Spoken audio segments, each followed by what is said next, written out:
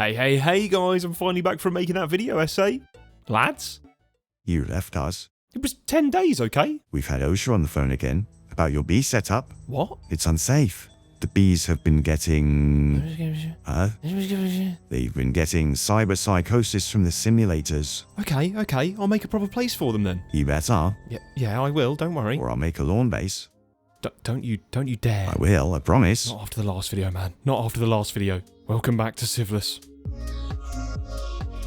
Welcome back to SIEVELESS. And oh my gosh, has it been a while since we last made a video on SIEVELESS. And you will see that we've got a little build here in our schematic cannon. But before I show that off, I think we need to get on with getting ourselves creative flight and more importantly, killing the Ender Dragon. We've delayed it for so many episodes, so until we kill the Ender Dragon, I'm not going to be placing this in the world, which means we do need to get geared up a little bit. And I'm not entirely sure what bow options we've got available. Ooh, I'm thinking that we go for the Eclipse alloy bow from Just Dire Things. We can get the homing arrow, and there's a couple of other effects on there, but I think that might be quite useful. It's not as expensive as I thought. It requires Eclipse alloy, which means we do need to get netherite blocks, and luckily we've got a bit of a stash of this netherite scrap. And I know you guys, if I crafted the vanilla recipe for this, I'm going to get a bunch of comments, so I'm going to make myself the Orotech foundry, and I've not really got a place to pop it right now, so I think I'm going to commit a cardinal sin and just plonk it temporarily down here. Now, Orotech machines are quite interesting. It comes out with an outline of where it's going to be placed, so when you place it down originally, nothing's going to happen until you add these different machine cores. As it says in the description, better cores only allow for more add-on extenders, and right now we're not going to be touching the extenders, so I'm just going to craft the basic machine cores, and we're going to need 3 of them to fill up those 3 spots, and you can place them in manually like so, or if I right-click the actual foundry block itself with the cores, it's going to place them in where they need to go. And if I right-click again on the last bit, it's now going to assemble the machine, and the animations for Orotech machines are stunning. Look at that. Now, I do find that sometimes the ports don't update, so you do have to replace your wires occasionally, but that's now given us access to the foundry. Now, the reason I crafted that is because there's a recipe in here. Gosh, there's like tons of recipes for it, but this was the recipe I was going for. 1 gold ingot and 1 netherite scrap for 1 netherite ingot. And normally this is the recipe, so we're actually saving 4 times the material here. So let's grab a stack of both of those and craft ourselves up some netherite and use the time wand over here. And that should speed it up. Yeah, that's doing really well. In the meantime, whilst that's all cooking up, I want to get that homing upgrade to add straight onto our bow. Not a difficult craft at all. Easy done. Perfect. That is now 64 of the netherite ingots. I'm going to compact that so we can get 6 of the netherite blocks. I've got the shallow pulse goo over here. We're going to right click it with the skulk and then pop every single one of those netherite blocks over here. And that should convert it down into Eclipse alloy.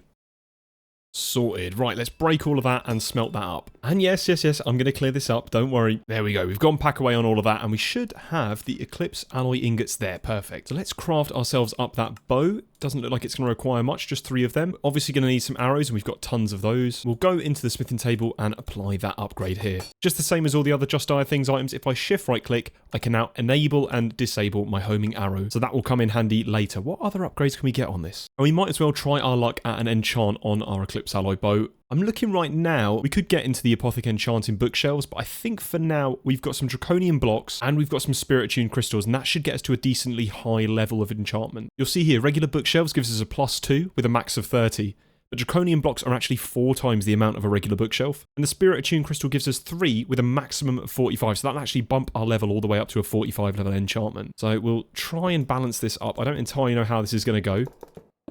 Maybe something like that. And that should be 45. Yep, perfect. Right, let's give that a go. And we got Power 5, Punch 2, and Soulbound. That is fantastic. That's exactly what we needed to fight the Ender Dragon. So I think we are now ready to go and fight the Ender Dragon. Big Jim from the future here, and I've run out of funny lines to say, so please like and subscribe to the video. It really does help out the channel. If you remember before, I had a waystone set in the end, and so we should be able to just spawn straight next to the portal that we came in with. Right, okay, we are back in the end. And I don't think this will be too difficult. I'm hoping that the homing arrows just go straight to the...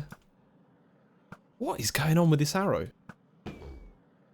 Oh, okay, right. So the homing arrows do go for the Ender Dragon, but they don't go for the crystals. That is interesting and good to know. But luckily, our jetpack just blazes through these. We can literally just hover and shoot them. And I'm a terrible aim. And you're going to have to excuse the worst aim you've probably ever seen. And before too long, we had killed the Ender Dragon. It took absolutely no time at all. The hardest part was probably just getting the Ender Crystals, because after that, the homing upgrade just took over and wiped out the rest of the dragon's health. Oh, right, okay, so he's perching. I'm just going to go and do a slash home, and let's see if I can grab myself a model framework. We'll grab our deep learner as well, and we're going to use slash back and hopefully be able to capture the model for this Ender Dragon. Just need to right click it, pop it in the deep learner, and then whack our deep learner on. I've got that model framework because I think we might need it for later on, mainly for the dragon egg. Oh, this is definitely going a lot quicker. Almost done, and I've probably... Oh, whoa, okay. Almost died from the old dragon breath down there. And one more hit. Yeah, nice, nice, nice. Hey, nice. Okay, so what does this guy actually drop? Let's see if we get anything interesting. And these shaders, man, these look insane. Whoa, okay. Ow, flashbang, thank you. We did get ourselves the Dragon Heart from Draconic Evo, and that allows us to get up to, I believe, the next tier, which is the Awakened Draconian block. Interesting. Okay, so we're definitely going to be needing a lot more of those Dragon Hearts, so I think we're good for now, though. And let's try and grab ourselves this Dragon Egg. I'm going to right-click it and hopefully... Okay, right over here. We'll pop a torch underneath there and drop it on top like so, and boom, we got the dragon egg. Oh, and a bunch of the dragon's loot actually dropped over here. Let's see if we get anything interesting. Nothing too cool. We got some dragon scales from Mystical Agriculture, which lets us craft dragon egg seeds. By the looks of things, we can only really get dragon eggs from either that method or the Ender Dragon predictions. We could do the extractor, but that's late game because we need Kivy, and we still don't have access to it. And what on earth is up with you, mate?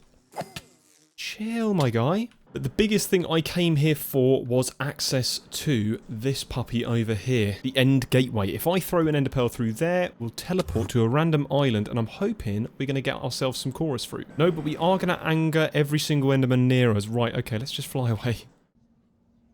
There are some really creepy parts to the end. What on earth is this biome? Nullscape Shadowlands. If you see in the distance, I'm seeing some chorus fruit, so hopefully that can be us. I'll take a few of these home with me, and it seems that the Enderman actually followed us here as well. So then I made sure to grab a chorus flower and then a bunch of chorus fruit. We also need some phantom membrane, and I think phantom spawn in this nullscape biome. I've just found one here. Let me grab one in a creature catcher, because I think we're going to need a few more than just the one. Or completely miss. Oh, I missed again. Come on, third time's the charm. Missed again? What? I had the worst luck in catching this phantom, but eventually we got him in the creature catcher, brought him all the way home, and popped him in a containment jar. And all we need to do is just plonk it down over here. Perfect, so we've got ourselves a little bit of phantom membrane. And what did I need the phantom membrane and the chorus fruit for? Well, chances are most of you guys probably know already. We need to craft ourselves the potion of flight, specifically the 30-minute one. And that just requires us getting the 15-minute one with a bit of redstone, the 8-minute one with a bit of redstone, levitation with popped chorus fruit, and the way that we get that is the slow falling potion with a fermented spiderite, and we get the slow falling potion from phantom membrane that we made just a second ago. Now, the way that I craft it is by just whacking down a brewing stand like this and popping a hopper on top. Grab yourself the water bottles and place them inside, as well as adding the blaze powder in the top left slot like so. And then all you need to do is add the wart, the phantom membrane, fermented spiderite, popped chorus fruit, and then 2 redstone dust, and that should just automate itself through those recipes. Now, I'm going to use the time wand, and that should instantly do it, like so. Brilliant. And we've got 3 of the potions that we needed. Now, I could just sip them and get creative flight for the 30 minutes. However, if we craft ourselves the infusion pylon from the pylons mod, and we get ourselves a potion filter, that requires some cyan terracotta, which is really easy to make. And we grab that. If I pop my potion filter in the offhand and then right-click my potion of flying and absorb that potion into the potion filter, you'll see that it needs 3600 seconds of a potion. That's an hour of a potion. And once you've done that, you'll get infinite of that potion type. So in this case, we might be able to just do 2 of the potions of flying, and that will fill up our potion filter card. In this case, it did the whole thing. You might have to drink that 3rd potion because sometimes it minuses a second off of it if you're not lucky enough. So it's always best to have that 3rd potion anyway. But in this case, we only did it in 2, so that is perfect, and we might as well throw away that 3rd potion. If I plonk down the infusion pylon, let's do it over here, and then whack that potion filter in, we will now have creative flight. I'm going to take off my jetpack and let's test this out. Double tap space. We are now flying. This is brilliant. Oh, and I can finally walk around my base properly now. We can actually see the solar panel in action. That is fantastic. Also, because we have creative flight, we can now not take any fall damage. Check that out. How cool is that? And we might as well pop on our chest plate to finish the look off. And I guess for now we can bid farewell to the armored jetpack. It served its purpose and we are now done with it. Now I said last episode we were going to get rid of this inscriber setup. It's taken up too much space. And so we will be doing that right now. We've got the crystal assembler. If you remember, we crafted this last episode. We also crafted ourselves up that reaction chamber as well. And if I go into my terminal, or actually more specifically our requesters, you'll see we now have loads of the Entro dust in stock and loads of the Fluix and regular Certus quartz in stock. That's 8,000 and 4,000. That is insane. We could craft the upgraded version of the inscriber called the extended inscriber, and that allows you to do 4 jobs at once, but there is actually a better thing called a circuit slicer. It uses all of the applied logistics presses that we've made earlier, along with a couple of components over here, and if I have a look at the recipes and what we can do here, it allows you to put in the block form of something. So for example, these logic circuits, we can put in a block of gold and it will do 9 at a time. This will significantly speed up how many circuits we're actually able to produce.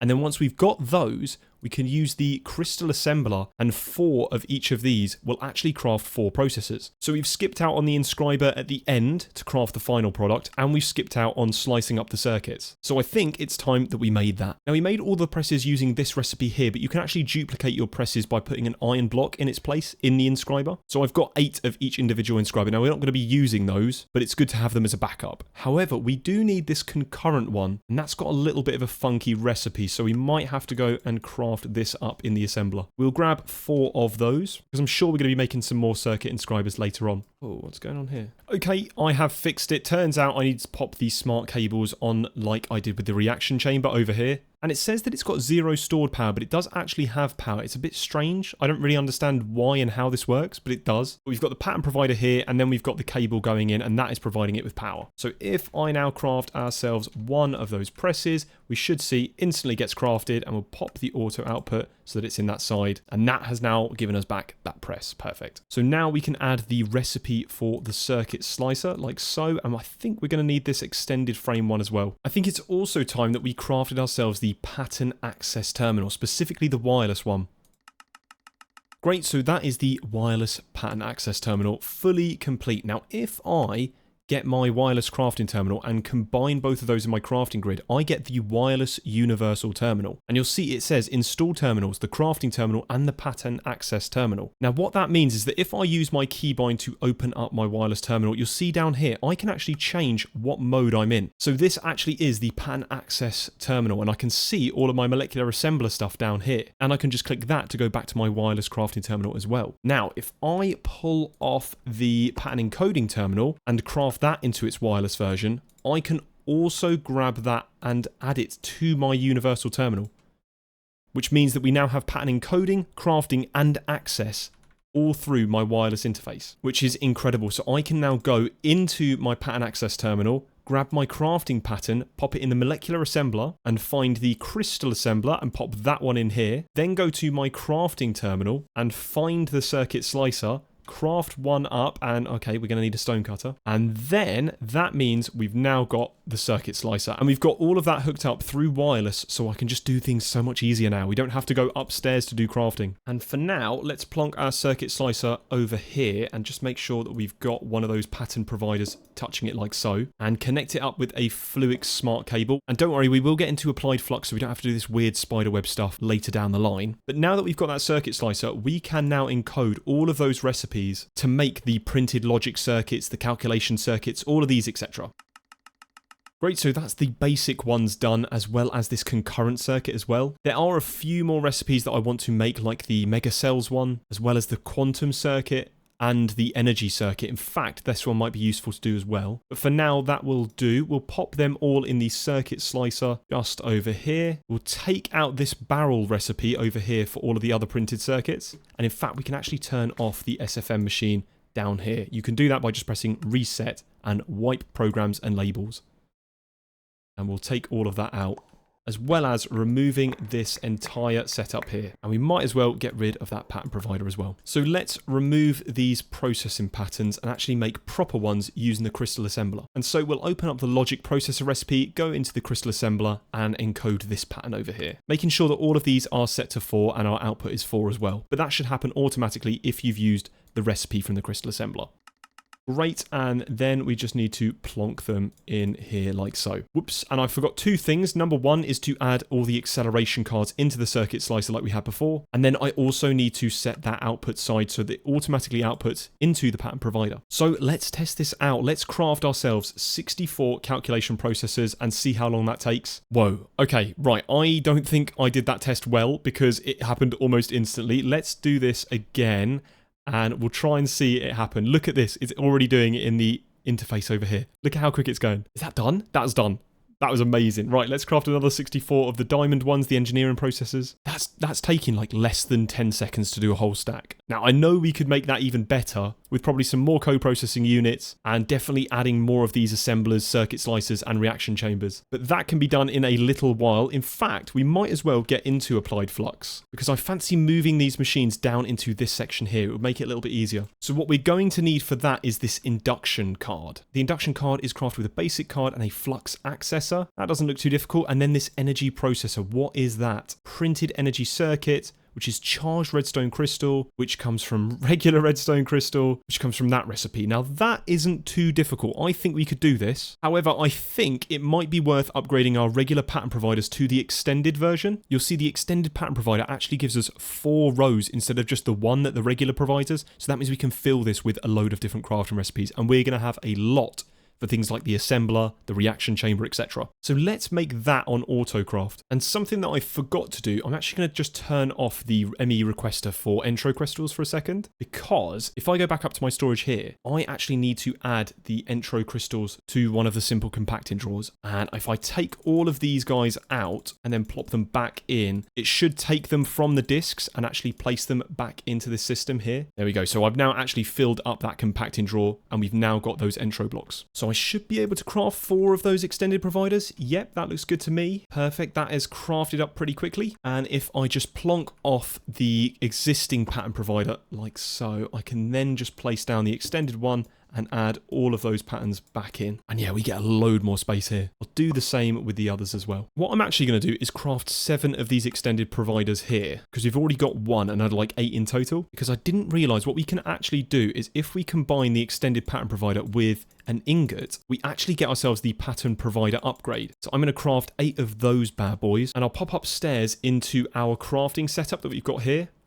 And I should be able to just shift right click and that will upgrade these to the extended version. Now, later down the line, we're going to be crafting the assembler matrix. So a little mini spoiler for you guys. But for now, that is going to give us a lot more crafting storage. So if I go to the wireless setup, how much do we get? Oh yeah, loads more molecular assembler space. Check that out. Loads of blank spaces there. That is fantastic. And I've now made all of the recipes that we actually need for this redstone crystal, the redstone blocks, that energy circuit, etc. So we should now just be able to place them in the existing stuff that we've got. And I want to make the induction card. So let's see, can I autocraft, let's say 16 of these? Yep, that looks all good to me. Let's see if that crafts or if we have any problems. Nope, that is all looking good. And yeah, we've got 16 of those induction cards. So now I want to do a little mini test. The whole point of Applied Flux is that you can actually transfer energy to your devices through the Fluix cables. So let me use these machines down here as an example. If I took away the power from them, and let's say I use the crushing factory a little bit so that it drains the power. Now you'll see it's not actually getting any more power and the Fluix network is not going to power this block. And there's no cable here to power that block. However, if you look into the pattern provider, you'll see there's a compatible upgrade called the induction card.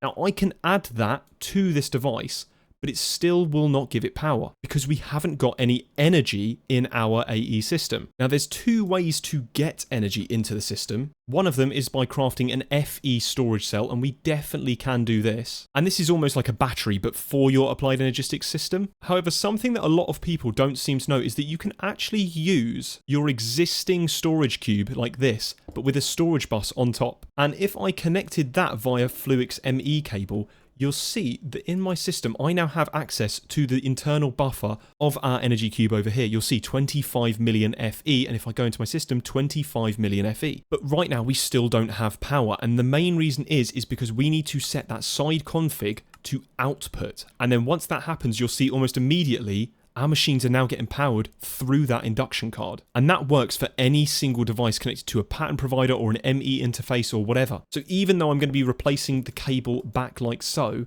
that means that these machines here, I can add an induction card, and that should mean that I can now remove these smart cables like so, and just instead place the induction card, and that should still power everything. But let's test that out. Let us craft up some more of that redstone crystal. Let's craft up 4 stacks. Can we do that? Yeah, we can. Right, let's do that, and let's see if it still has power. And the result is a resounding no. Okay, right, so I've done a little bit of debugging. I'm really not too sure what's going on. I added the induction card to all of these ones over here, and the crystal assembler works absolutely fine. The circuit slicer works absolutely fine, despite the fact that it says it's got no energy. The reaction chamber doesn't work unless I put a cable in the bottom. I'm really confused as to why this is the case. If you know what's going on, please put in the comment section, because I don't know if this is something that I'm doing wrong or what really. But for now, I want to move away from this energy cube. Let us get ourselves a FE storage cell instead. So let's craft ourselves up that first 1k ME storage cell. I don't actually know how much FE that's going to store.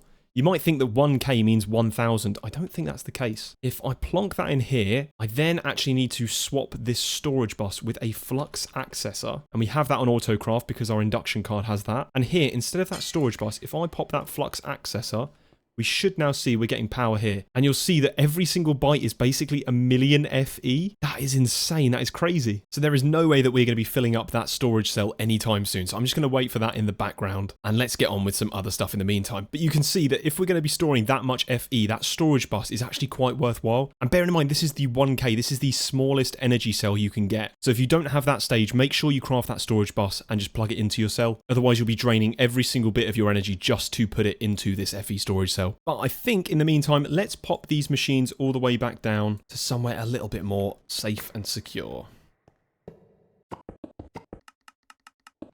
Ta-da! Lads. I think we scared off the regular viewers by doing too much AE. Back to the regular scheduled building content. So what do I have in my vault here? A load of bamboo. I wonder if you can guess what's being built, apart from the fact that it's in the bloody thumbnail. Right, ignore me. Let's just add some gunpowder in here and press play. And I will whack it with a time one, which should mean that we are building this at a rapid rate. Okay, this is epic. And despite the fact that this is looking cool, it is not quite finished yet, and I haven't actually explained what this is, but I think you can probably guess it. Let me quickly just finish this off with a little bit of the hemp rope coil. Okay, so there we go. We have now got our beehive, complete with a mini hanging bee flag. Check that out. I love it. I designed this in creative, and so I've pasted this over. I know OSHA said they wanted a proper bee house, and so I've made this. I think this might be okay. Now, I will say this build is not entirely finished yet. There's a bunch of glass down here because these water wheels will be powered with liquid honey very soon. But I think it's time that I showed you the internal of this base. If I poke out this middle, and yes, I will probably sort something out soon, we now have a ton of space, this orange wall here, for our apiaries and bee area. That's 5 floors in total with a bunch of storage. And obviously this does not have a place for our centrifuges. I was thinking about having the bottom floor dedicated to centrifuges.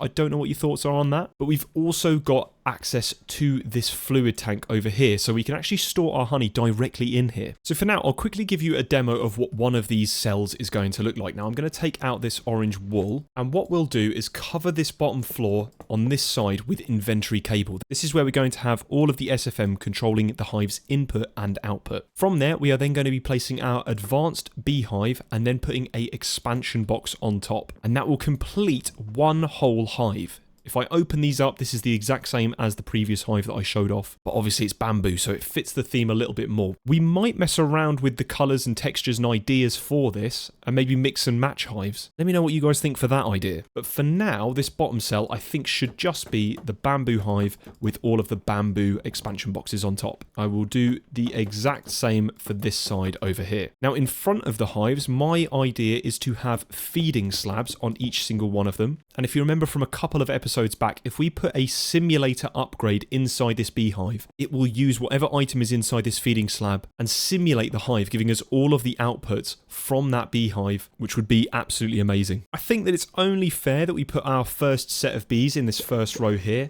And these are all just going to be regular bees, and they should hopefully be working away. I'm going to time on them just to make sure. Yeah, there we go. They're now producing just regular honeycomb, which is perfect. That's exactly what we needed. And I think what we'll do is bring out this inventory cable over and around here, connecting both of those all the way up into this factory manager. And we can cap off there so that it's a little bit more symmetrical.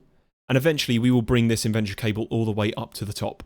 And if I take out this floor here and replace that with inventory cable, we should be able to add a centrifuge to every single one of these blocks down here. Now there's multiple different types of centrifuge, the first one being just a regular centrifuge, but then you upgrade it to the powered centrifuge. The powered centrifuge does what it says in the tin, it's powered by FE and performs significantly faster. The next level is the heated centrifuge, and we eventually will be getting into that, but for now we're not going to touch it. The heated centrifuge only works with the comb blocks, and so we won't get to that stage just yet. However, the powered centrifuge works with the combs, and that's what we're going to have. So I think the best idea that we can do is probably grab a couple of these powered centrifuges and then upgrade them as we go along. In fact, it's probably better if we have some auto crafting recipes for the centrifuges as well. And I will plonk them all down here. I think what I'll also do is have a combs chest just here and then an outputs chest just here. And I think the outputs chest will eventually be hooked up to our applied logistics system, but that's going to require us having wireless systems. And I think we've already done enough AE this episode.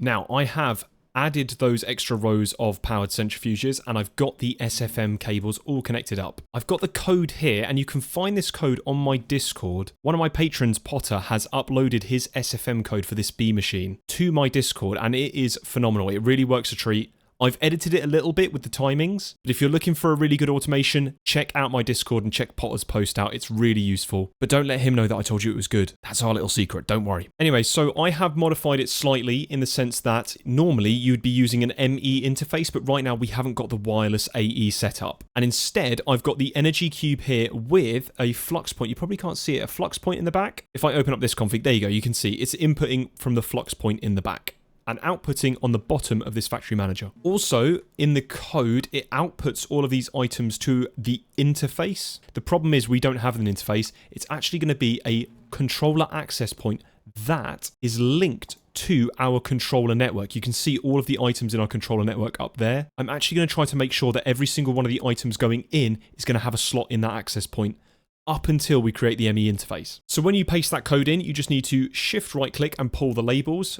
I'm going to mark my cell, but in this case you'd mark the interface. I'm going to mark the barrel, which is going to be a temporary place where all of the combs go before they go into the interface to make sure they get spread evenly around these centrifuges. We then will mark every single one of these centrifuges, and you can do that by control right clicking, and that will mark all of them at once. We're then going to mark every single one of the hives. You can do the same control click technique that I showed before. Then mark your interface, in this case the controller access point. And then lastly, I've got a tank here. I've added a little tank code because I want to output all of the honey into this tank over here. I think that would look really cool, so I'm hoping this will work. I haven't tested this. We will test this in just a minute. But now, once that's all done, I'm going to now push my labels. And now every single one of these centrifuges is now powered, which is really good. The combs should have been taken from here, which is even better. And that does mean that if I have a look directly for combs, we can see them in here. If I time wand this, I should actually see the comb blocks going up in my controller. Yeah, there we go. They instantly go in right now. So that's really cool. We've automated that part. So I'm just going to go outside our base again and hold the network tool from SFM, and you can see all of these inventory cables that are exposed.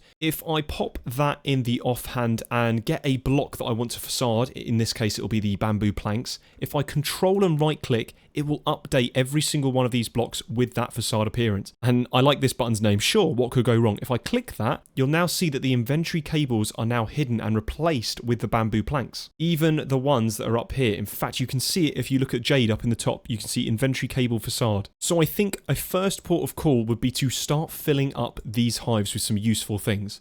I think the biggest, most useful thing we can actually have would be the bee that produces the Draconic dust here, the Draconic bee. That's because we can instantly get into the productivity alpha upgrades, which will actually increase the hive productivity. The way that we get those is through the Draconic bee, and the way that we get the Draconic bee is by right-clicking Dragon's Breath onto an obsidian nest. Now earlier when I fought the Ender Dragon, I actually killed one of those. Probably should have captured it in hindsight, but oh well. But that's not a big deal. We can just make one of those obsidian nests manually here. I'm going to plonk down the obsidian nest in the end and right click with Dragon's Breath. And you'll see here it says repopulation cooldown 1193. I can add more of the Dragon's Breath to speed it up, or just time wand it and that will also speed it up. I'm going to make sure we've got a bee cage at the ready to pick up the bee. And then we just right click again with the Dragon's Breath. And we're going to need quite a lot of these guys. Great, so I have got 10 of these Draconic bees right now, and I've crafted up another simulator upgrade. If you remember, we crafted up one of these earlier on. They're not that difficult. So I'm going to place the simulator upgrade in this hive over here and add 5 of my Draconic bees. And if you press the use key on a Draconic bee, its flower, the way that it pollinates, is the dragon egg that we got earlier. And so if I place the dragon egg in the feeding slab down here, this will now be active. I'm going to time on this and we should see Draconic combs coming in. Now this is where we can see whether our centrifuges are now working, and by the looks of it, the items are going into each individual centrifuge, which is really nice. Now, right now, there's nowhere for the wax or the Draconic dust to go. It's trying to put it into the controller access point, but it doesn't have a place. So let's go and figure that out. Now, the wax is really simple. We can just plop that down here, and that will instantly fill up with all the wax. There we go. All of the wax has just come in from our bee system, and you can see it keeps on going up. So that's really cool. As for the Draconic dust, I don't think we can actually put that in a compacting drawer because you can't uncompact it.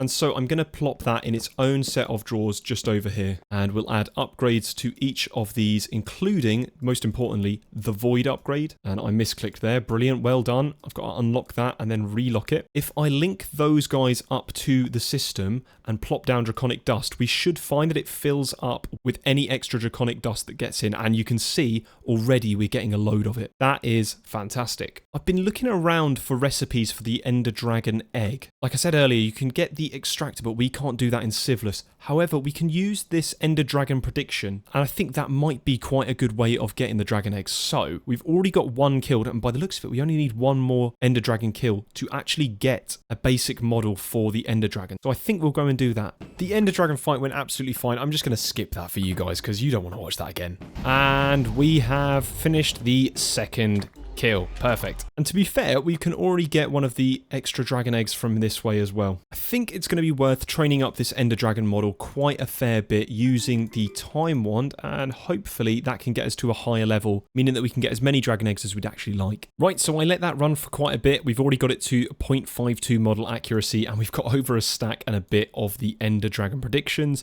so I think it's time to get the dragon eggs. Now, I didn't realise we can also get Dragon's Breath, so I might get a couple of stacks of that. Not sure what we'll use it for, but I think it's going to be used for some recipes, so I'll just grab that and then we'll switch over to the Dragon's Breath.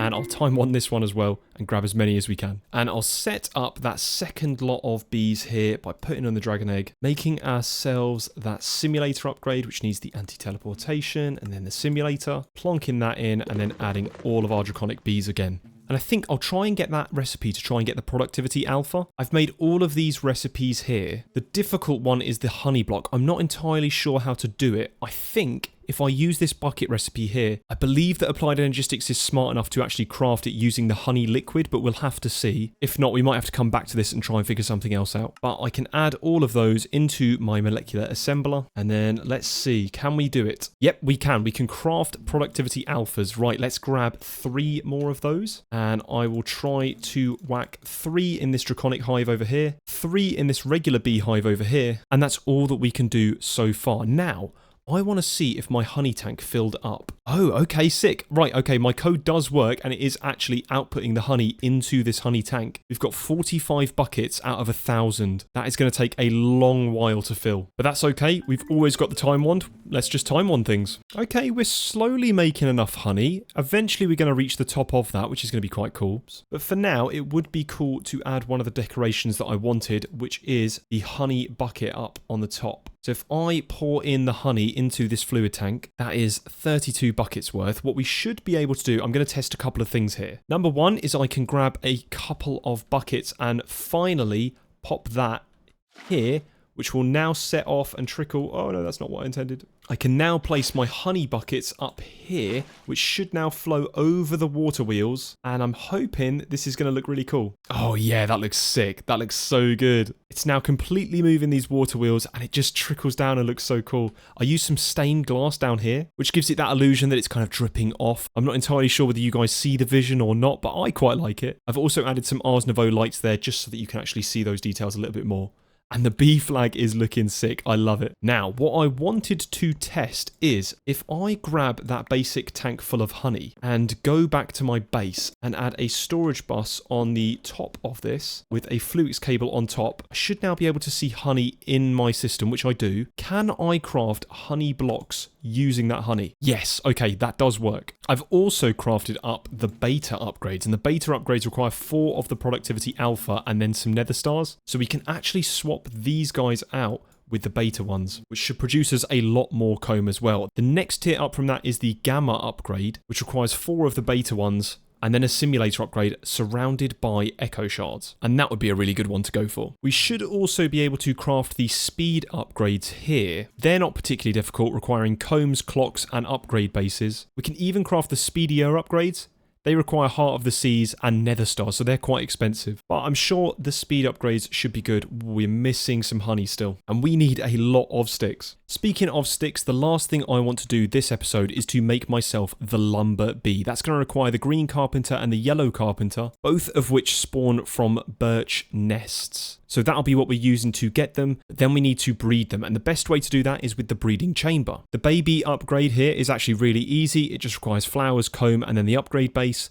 But then we need rose bushes, and specifically rose bushes. Now I want to give you a flashback to episode 1. This was one of the items that we required to complete the star that I thought we weren't able to. But it turns out Bucket, yes, that Bucket, the YouTuber Bucket, demonstrated a way that you can get it using the tablet of flowering. What an obscure way of getting this. So I'll bone meal some dandelions here and we'll get ourselves the tablet of flowering. If I plonk this down on our mycelium island over here, whack the tablet of flowering onto the brazier and then right click it, we should get a bunch of flowers, and some of them will be the rose bushes, which is exactly what we need. So I will make sure to harvest all of that, and we are definitely going to need a load more of these rose bushes. I do not want to be doing this again, so let's get as many as we can. In fact, I'm even going to hide one on this island here as a backup rose bush. And perfect, we now have the breeding chamber. If I grab myself a load of birch saplings and a load of flowers, I'm going to whack a load of poppies in a line like so. Pop birch saplings 2 blocks away from them like this, and then we're just going to grow those up quite quickly, and hopefully we will get ourselves a bee nest. And we did, but we got the wrong one, and I've just aggroed every single bee around me. Oh, I heard a pop. I heard a pop. Did we get something? We did. We got the green carpenter bee. Let's grab a cage and cage this guy up. Now we just need the yellow carpenter bee, and I heard another bee, but I think that's just a regular bee. Yeah, it is. Oh, perfect. I see him. Yellow carpenter bee. That is fantastic. That's exactly what we needed. Now that we've got both of those bees, I'm going to pop down the breeding chamber, and it does require FE to run. And I'm going to plop the yellow carpenter bee there, the green carpenter bee there, and there we go, the lumber bee, finally. I'll pop in my speed upgrades on the side down here, and I should be able to just add 5 of these, and we're now breeding up to get the lumber bee. I'm going to time one this. We need to pop some cages there, and great. Okay, we're picking up a load of these bees. We've got 5 in total. I think that's all we'll need. And I think this works with any log. So if I place this, does it show us what logs it works with? Interesting. So if you go into the bee flowering section, you can see all of the possible tree types here. That's really good. And archwood logs is one of them, and I personally love this log type. I'm also going to pop a chest on the side over here as you walk in with a bunch of different bee types so that we can get into bee breeding a little bit later. But for now, let's just test that that works. If I grab myself another simulator upgrade like so, pop that in, and then every single one of our lumber bees, and then the vexing archwood log in the feeding slab, hopefully what should happen is we should get vexing archwood logs from here? Oh, we do. Okay, perfect. Now back at the base, I placed a drawer for these vexing archwood logs just over here. So that's where they're all getting sent to at the moment. You'll never guess what. We've just filled up the honey tank, completely full. 1,000 buckets of honey is now completely filled into this tank, which means that currently we don't have anywhere else to store this honey. But I've got a plan. I have added a bunch of fluid drawers to our drawer network. And a lot of people aren't aware that you can actually add fluid drawers. They usually just think you can only use items. So again, like last time, we're going to have to pipe out of the tank and just plop down a basic fluid tank like so. Grab a configurator and just pull and stop. We only need 1 bucket worth of honey. So I'm going to break the rest of that. And if I go back to my fluid drawer and right click with this bucket onto the honey drawer, hopefully we should see honey entering here slowly. I said slowly. Oh my god, 85 buckets worth? I said slowly, man. We've got tons of this draconic dust now, and loads of this vexing archwood stuff. So we've sorted out a tree farm, draconic dust, honey, everything. And that's super cool and everything, but I think to finish off the episode, it would be so cool if I could craft one of the gamma upgrades, the second to last upgrade.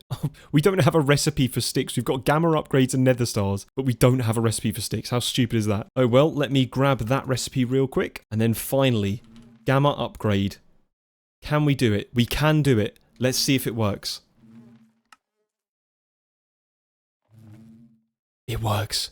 Oh my gosh, we finally got it. Let's pop it as a replacement for the simulator upgrade in this hive. And I want to see how many combs we can produce really quickly from this. Ooh, that is producing a lot of combs. And so I think that is a perfect way to end off the episode. Starting off with AE and then we're finishing off with bees. The island is coming together and it's looking pretty cool. I quite like this. I feel like it fits the solar punk theme and I love the little banner that I made as well. This looks really cool. But let me know what you guys think in the comments. I'll see you next episode. Take care.